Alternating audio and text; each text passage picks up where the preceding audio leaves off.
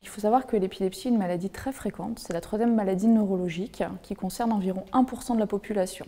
C'est une maladie encore mal connue, qui est encore très stigmatisante pour les personnes qui en sont atteintes. Et donc une équipe a été mise en place en Bretagne, une équipe constituée de 2 professionnels et de patients partenaires pour répondre aux besoins et accompagner au mieux les personnes qui ont une épilepsie, leurs proches et les professionnels. L'équipe est en place sur le territoire Bretagne avec un financement pérenne par l'ARS Bretagne depuis le 1er janvier 2024. Donc on est 6 professionnels, donc une infirmière de coordination, une assistante sociale, une psychologue,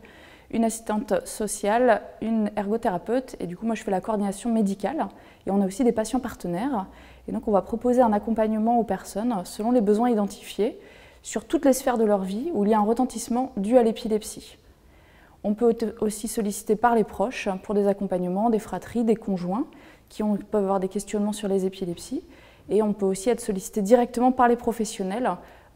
quel que soit leur milieu professionnel, le milieu de l'emploi, le milieu social, médico-social, quelle que soit la demande, à partir du moment où il y a un rapport avec l'épilepsie. On est vraiment sur une mission d'accompagnement, on ne fait pas de suivi médical, on va accompagner l'équipe déjà en place et on va accompagner le neurologue déjà en place. L'objectif est vraiment de répondre aux besoins autour de l'épilepsie, autour des conséquences, sans faire de suivi médical, sans faire de diagnostic, c'est vraiment l'accompagnement à mettre à côté.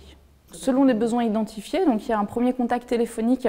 avec un entretien en général qui est fait par l'infirmière de coordination qui va permettre durant cet entretien, qui est assez long, qui dure 1 heure, 1h30, d'identifier les besoins de la personne, quels sont ses besoins actuellement, c'est-à-dire qu'il faut respecter aussi la temporalité de la personne et on va l'accompagner sur ce qui est important pour elle au moment où elle nous contacte et on peut mettre en place un partenariat, un relais vers les ressources de proximité. S'il y a des ressources à mobiliser au sein de l'équipe, on peut intervenir à plusieurs sur une situation. Parfois, il y a besoin de l'ergothérapeute, parfois de la psychologue, parfois c'est tous les professionnels qui sont sollicités sur l'accompagnement. Et puis dès que possible, on va faire un relais sur les ressources de proximité et monter en compétence aussi toutes les ressources du territoire, avec pour objectif vraiment d'accompagner la personne vers ses besoins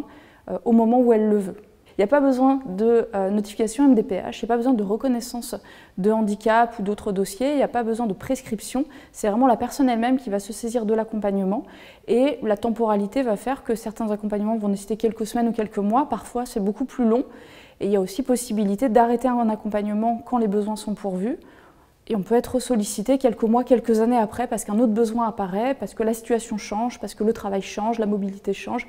La vie change et on peut être ressollicitable autant de fois que possible. Voilà, ce qu'on essaye de faire, la flexibilité pour être vraiment adapté et on crée des ateliers selon les besoins qui sont identifiés par les personnes pour répondre à leurs besoins.